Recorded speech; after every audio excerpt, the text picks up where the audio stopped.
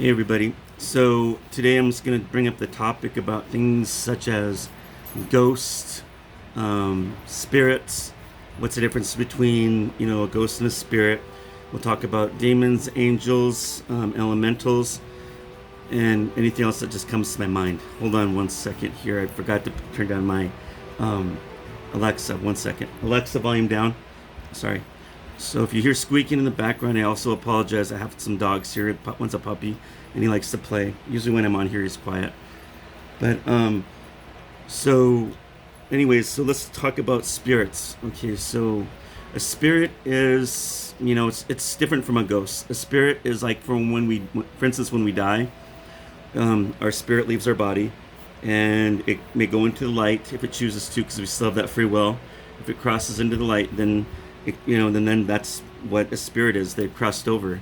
So when that spirit crosses over, everything gets renewed. So if you were suffering from a disease such as cancer, if you were handicapped, you had some kind of ailment, an addiction, mental health, physical or any other kind of pain that you might have had before you died, that no longer follows you on the other side. So anytime you hear me on my other page talking about the other side, I'm talking about heaven. I'm not talking I'm not talking about any other planes. So when I say your loved ones on the other side, I'm talking about up here, because I'm only connect with the people up there. I don't usually connect with ghosts, or what they call earthbound spirits, and we'll talk about in a minute, or lower realm spirits. I don't usually communicate with them. I only talk to an earthbound spirit as if that spirit needs to be crossed over, and I do my best in trying to help that spirit to cross over if they are willing to. So, anyways, so when I'm doing a reading for somebody, and say they wanted me to connect with their grandma, I'm not seeing grandma, or I'm not seeing grandpa on the other side. I'm seeing somebody in their 20s, sometimes in their 30s, and what they're showing me is that they're showing what they look like in their prime. So whatever they felt like they wanted to look like, they're showing me like in their 20s or 30s, they're going to dress like that, period. So when I'm seeing them, I'm describing to the reader what their hairstyle looks like, what the color of their hair, what the fashion is. Now, men are a little bit different than women. Like if I'm connecting with the women, I can kind of sometimes try to fit like the 60s, 70s, 80s, 90s, by their hairstyle and what they're wearing. Men, sometimes it's a little bit hard, because a lot of times guys over the generations all look the same. They'll wear hats. They wear shirts, t-shirts, button-up collared shirts. So once in a while I can pick up, especially the 60s and 70s with men, but sometimes I can't. Sometimes I'll say, I see your sister up there, but she's with another man. I know she's not married, and I know she doesn't have a boyfriend up there. And the brother will say, well, no, that's not true. And I'm like, well, then there's a man there. And then I'm looking into it, and it turns out to be her grandfather, her dad. So that's how I usually go with it. It's hard for me to see who's grandpa and who's dad and brother up there, because almost everybody up there is the same age. It's so crazy. So that's a good thing about when we die and we cross over to the light. The light is always heaven. So when we go into the light, we are always going to be renewed. Everything about us is going to look younger. Whatever, mental illness, physical pains, any of that stuff is going to be gone. You won't have that no more. So that's usually what a spirit is. And like when some people will say, when I've had dreams of my cousin, or I have dreams of my grandpa the other day, and they've come to me in my dreams, and then I would tell them that's a spirit. And I like to call those visits. I don't like to usually call those dreams, but that's what they are. Some people, and it usually happens right before we wake up. I don't know why spirits do that. I think it's because they want us to remember them.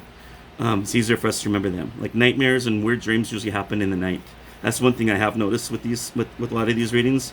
Sometimes spirits won't give you a message, and people get frustrated with that. Well, why didn't my grandma give me a message? Why didn't my mom say something? And I said, well, the message was already there. And they're like, well, what do you mean? I go, because that spirit was smiling. And if that spirit's smiling and showing that person's at peace, that tells you that that person's crossed over in heaven. I think they don't give us some messages because I think they fear that if we get a message, we'll interpret it differently as we're waking up, and we won't remember it, and it may turn out sideways. And I've had people come to me telling me that, Paul. They'll say, Paul, I've had this dream of my mom, and she said this message, and I swear she said something and it doesn't make sense. It sounds really negative. And I go, was she smiling? And he goes, yeah. So I'll do reading on it, and it was totally something that wasn't what he thought it was, but it sounded like that. And so I said, your mom said it this way, and she didn't say it that way. I think you interpreted it the wrong way. And he goes, okay, that makes a lot of sense. And, that does happen. And I think that's why spirits don't like to leave us a lot of verbal messages, just because of that. Because I think they're afraid that we're going to interpret it differently. So let's go talk about the ghosts. And maybe we'll go back to spirits again if I remember about what it's like where they're at too. Let me write that quick memo here so I can go back to that too. Okay, so a ghost is somebody that doesn't cross over. Those are the ones that haunt our houses. Those are the spiritual attachments. Those are the troublemakers. The poltergeist could either be a thing of ghosts or it could be a thing of demons, little demons. Depends. They're just noisy.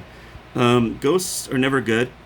And I've been to a lot of people's houses, and I've cleared a lot of spirits out. But there have been some where the spirit will say, I don't want to go. Can I stay? And if it's their free will, and I'm okay with that, if the owner of the house or the building's okay with it, and if they want to live with that spirit, then I'm okay with it. But here's the problem, and I'll tell the owners of the houses too.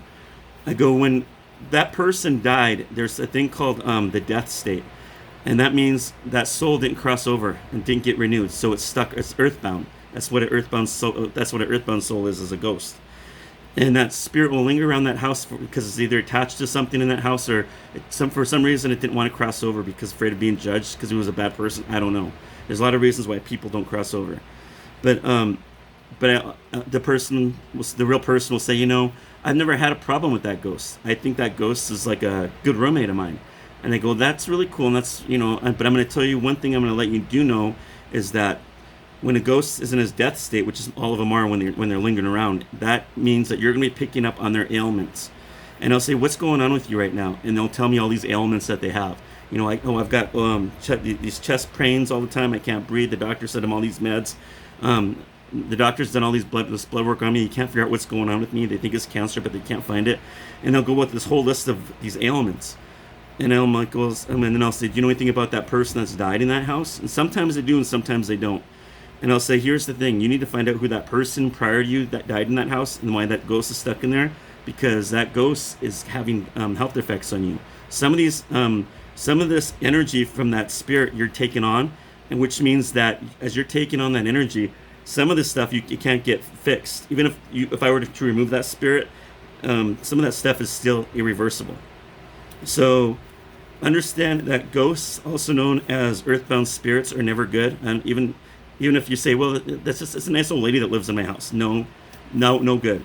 Because you're going to have probably knee pains, like arthritis on your knees or something wrong with you because of this ghost in this house, and it's going to get worse. So, people, a lot of times with ghosts that are really stubborn, that don't want to leave, I teach people how to smudge. And if you go on my page on Psychic Medium Paul Casino, and if you like the page, for instance, you will find areas where I'll teach or shows how people how to smudge if you don't know how to smudge. In fact, I've just posted something on my page recently about that. But ghosts are no good. Spirits are good. Ghosts are no good. So that's how you know. Ghosts are earthbound. So every time you hear me say earthbound spirit, it's a ghost. So you understand what I'm talking about. Spirits, when they show themselves, usually, sometimes you don't, if you were to see a spirit in their real form, and people have seen them cross from the other side, from heaven, and sometimes people will say you really don't see their feet. But when you see a ghost, that's one thing, that's another reason how you can tell a difference. If you see a ghost, you can see their feet, like they're walking on the earth. Now, shadow people are, there's so many different theories about shadow people, all these mediums and all these scientific, and everybody's got some kind of theory. Well, here's mine, because I've done a reading on it, so you can take it as you want. Like I've told many people on my when I do readings, what I'm telling people, you can take it as a grain of salt. Just, you don't have to listen to it or believe what I'm telling you, but you don't be rude about it and don't say anything crazy about it. I'm just telling you what I know, and that's just all my information I'm doing on here is just for educational purposes. Shadow people are usually people or earthbound spirits, and they don't want to be noticed. They didn't like to be noticed when they were alive. Because they were narcissists. They were evil spirits, and that's what they are. They were evil spirits. If you've ever been around a narcissist, and I'm going to talk about this one of these times on my page again, a narcissist will drain you. If you've ever been around a family member that's a narcissist, dated a narcissist, and they may not say a lot, but you're feeling like you're drained all the time. because that spirit that's within them is draining you. And we'll talk about that later, another point.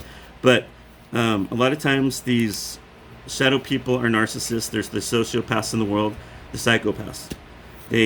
What they like to do is they're kind of like bullies. So they like to bully little kids and scare them so that they can get the fear and feed off of that fear. Elderly people, they like to do that as well. So understand that these shadow people like to hide in dark places. They like to hide in corners. They like to hide in under the bed. Anything that's dark, closets. They don't want to be seen. So, when people usually have addictions like drugs or alcohol, they always say, my house is always infested with these shadow people. Well, like attracts like. There's an energy that you're putting out there, and they're going to be feeding off that because they know that if they were alive like that, they're going to be taking on that energy because they need that. They need that addiction too, and that's what feeds them. So understand that these shadow people are no good. They're energy drainers. They're excuse my language, they're a-holes. I'm not going to say it because it's in case there's a kid listening, and they need to be gone. And one thing I can also tell about people about sleep paralysis, and we'll go into that right now really quick while we're at it. Sleep paralysis is usually what happens when we are away from God. There's something internally within us that we forgot to start praying for ourselves, praying for other people, and we start thinking about day-to-day stuff and we forget about God, and so there's an energy again that gets put out on all of us. Well, then the energy gets out there, we're going to be attracting dark spirits around us when we're sleeping. Now, these dark spirits can come on to us and give us sleep paralysis. Some of them have been known as though, I think it was the Hague syndrome, where especially younger guys, will end up getting raped by a beautiful lady, which was not, I think it's called Wet Dreams or something like that. And then it turns out to be a demon that did that to them. And they need that energy or that DNA, whatever, it's just to keep going. And it's very dark and demonic. So when you guys ever have any kind of sleep paralysis or know somebody that's got sleep paralysis, and that's usually when you're laying in bed, you can't move, you can't talk, and it's scary, and it feels like you're being attacked by something, you feel like something is going to do something horrible to you, or you feel a lot of dread.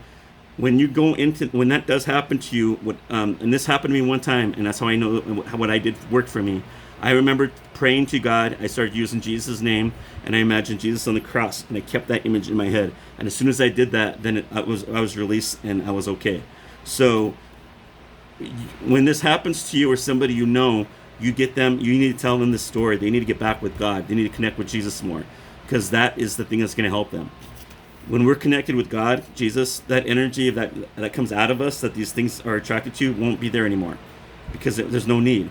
If we're praying every day for ourselves, for our brothers and sisters, strangers out there, we're having a relationship with God, then we're going to be okay.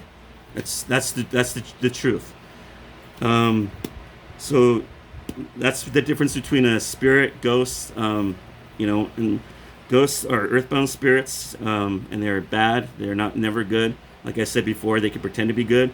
Maybe they were good people, but if they've had ailments before they died and you're picking up on it, especially if you're an empath, you're going to be having their same ailments as they did.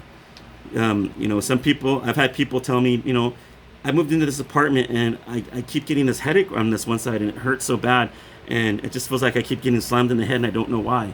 So I'll go into the apartment and I'll do it. Now remember, I did a reading on it, and it said that there was this person there that committed suicide, shot themselves right in the temple, and the spirit hasn't crossed over, and she's been picking up on that energy ever since. And the reading told me that if she didn't take care of this right away, she would end up getting dementia or some other Parkinson's or something that's going to be with her later on. So she was willing to work with me, and I was able to cross that spirit over. Now, it's frustrating for me when I connect with the spirit that doesn't want to cross over, and the person that lives in the house doesn't want that person. It's like, okay, that's fine. If I'm okay with that spirit, so I have to be okay with that. Normally, I would ask the spirit first if they want to cross over, and if they do, I'm going to cross them over.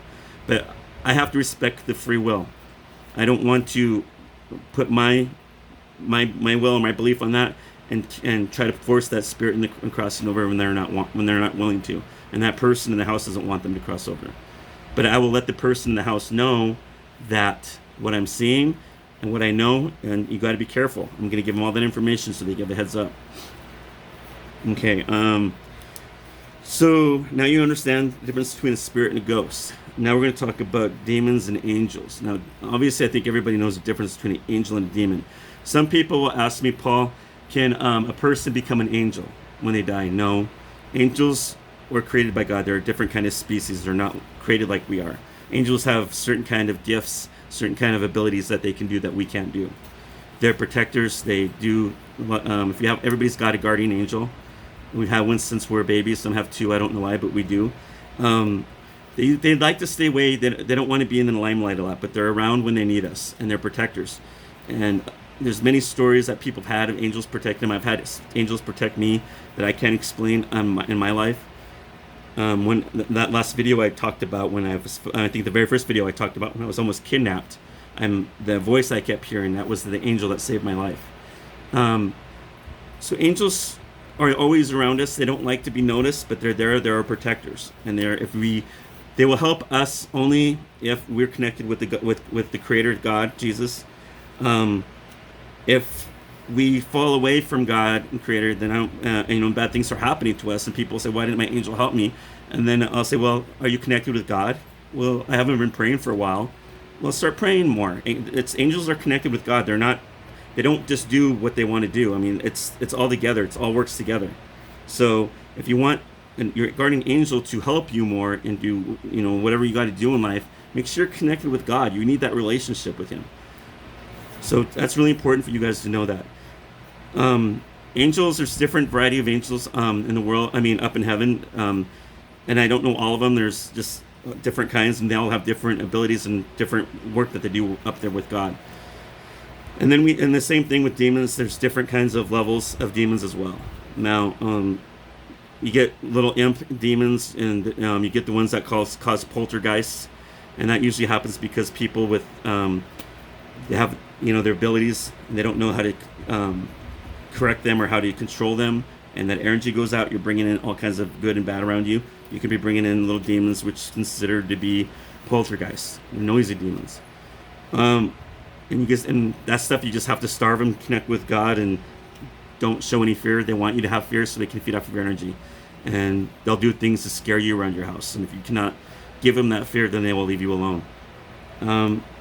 Demons are the ones that they're just so, I don't know how to explain. They're just devious. They're sneaky. They'll snare you in. They're just malicious, and there's just so many negative things I can talk about them, and I'm sure everybody knows what a demon is. Now, when people say, can a person be a demon? Absolutely. If you have never been around a narcissist, then that's what a demon does. So for instance, I'm going to explain the difference between a narcissist and a demon. And again, I'll talk about this again further in videos. A narcissist likes to control people, and they like to separate families. People even in their family. They love that, and they get a thrill out of it. A demon is about conquer and divide. It's the same thing, but worded different. Demon, like if a person's narcissist, you'll see the demon in them, that their eyes will shift. They say that people that are around them, you can see the mask slipping, you can see the demon coming out. These demons are always calculating. The same with the narcissist. They'll find ways of snaring you in. Demons like to hide in corners of houses and buildings, and they can sit there for weeks, maybe months, and absorb and just watch everything that you are and who you are, and find what things that will scare you, and use that as a trigger to give them that fear so that they can feed themselves. So and there's same thing with conjuring, and people are messing with Ouija boards, doing seances, and they don't know what they're doing. They're opening up portals. It's called conjuring, and you just don't want to do that. Never conjure something, because when you're opening up something, it's hard for some of these things to get back to where they came from, and sometimes they don't want to come back because they're having too much fun up here, causing so much problems. So that's not good to do that. So just stay away from any of that crap, and you'll be fine. So that's the difference between an angel and a demon, basically. Demons are just fallen angels from God. They just decided not to listen to God. They were angry because God was going to create man, and they got jealous, and they hate man. So their whole thing is to destroy men and keep us divided from God, and that's their whole purpose in life. So that's the difference between them two.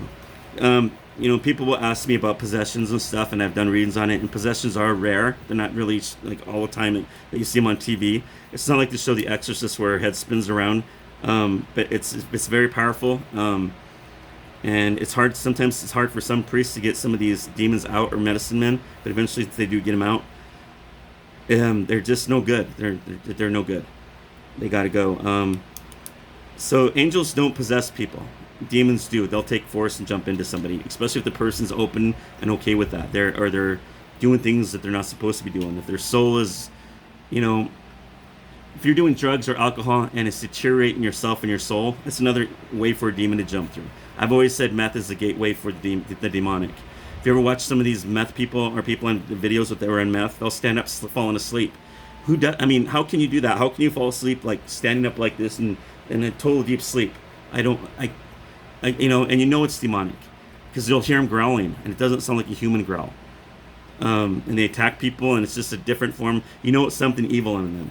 So whatever that, some of these drugs that come out that these people that use them, it's a gateway for these things to jump through, and it's really sad. So that's basically the gist of demons and angels. Angels of the light, angels bring peace, they bring you joy, they help you, they protect you, they're of God. Angels are messengers, and we all know that from our spiritual books, our beliefs, and things like that we're taught, and we all know that angels, there's such thing, there are good angels out there. Okay. Let's see here. The elementals. We're going to talk about the elementals really quick. Elementals, or what I've been told, are things that were God put, they're creatures that God put on this earth to protect certain areas. Now, elementals very much are around, like Native Americans, their culture, or I believe that they were always drawn to these areas where they can feel some kind of vibration or something from an earth, so they always seem to always camp out around these areas. Well, a lot of these areas always have an elemental factor around them as well. So elementals are what they call little people. In Montana, we have them called the little people, the Prior Mountains, and I've heard little people around Native Americans around the United States, not just in Montana, but other places as well. And then you have a Bigfoot is also an elemental. So when you watch these videos, you hear about Bigfoot. Bigfoot doesn't want to be bothered. It doesn't want to be known. But if you're in an area where it's trying to protect where it was put, it's going to throw rocks to get you away. They're just trying to say, stay away. We don't want you here because this is an area you're not supposed to be around for some certain reason. It's a protective area.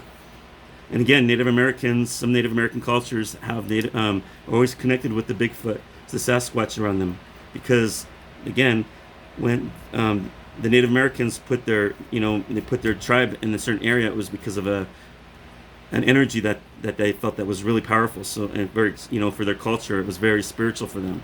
Same with the elementals; they knew that area, so that's where God puts them to protect that area. Fairies are also elementals. I, for one, have never seen a fairy. I think they exist. I'm open-minded, so I can't say they don't. But when we think of a fairy, we think of them as being pretty little pixies, like off of Peter Pan, and that's not what a fairy is. They're not very pretty, is what I was told. They kind of look like dragonflies, but they're not very pretty looking elementals. But they have a purpose as well. Some people I've been told by some people have been, they'll go to the forest, and if they're especially, if they're by themselves or something, and they get lost, or all of a sudden, and then they disappear. All of a sudden their foot tracks just stop.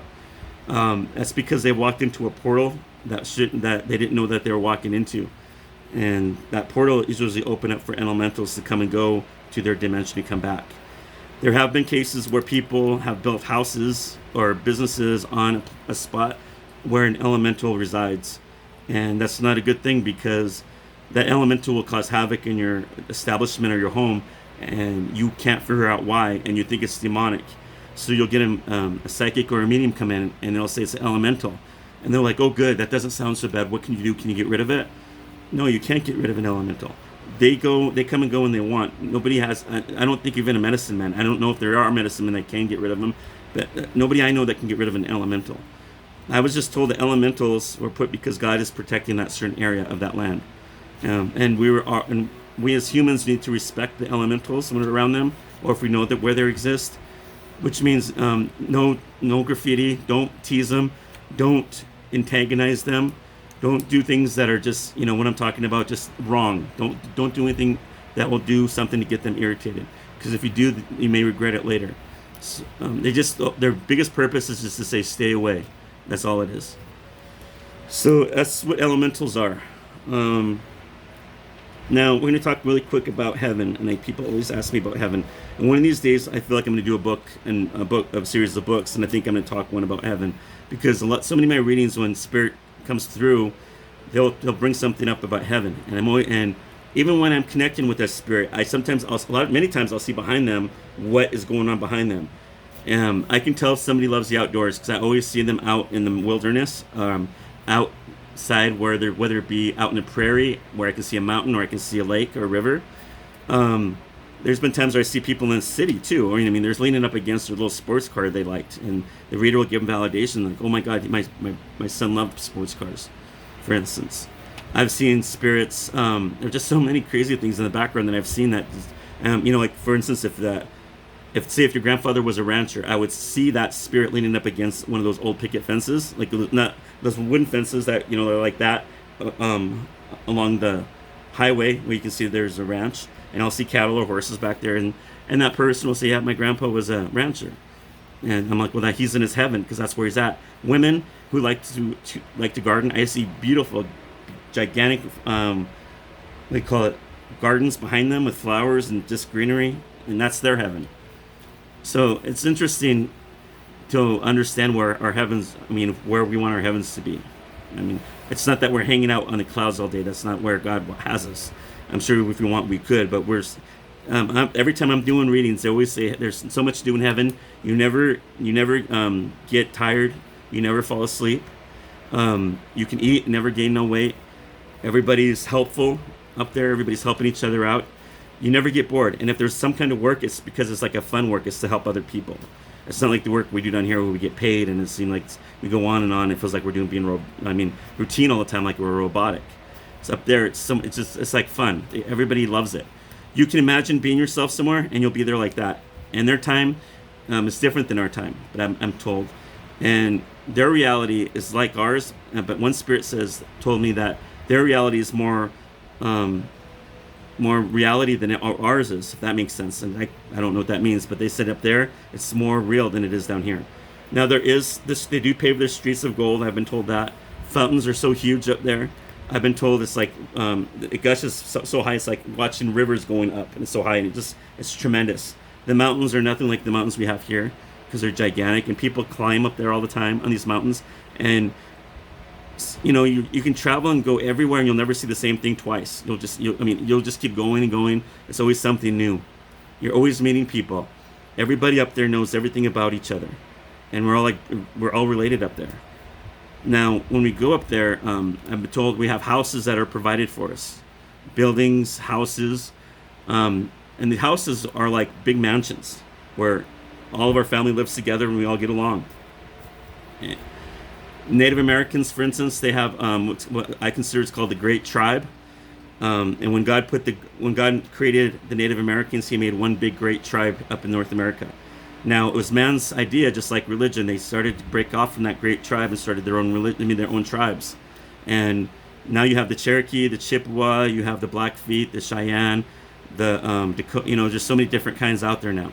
But the cool thing about that is, though, you always know that all Native Americans are all together because they all believe in the same a lot of the same logic.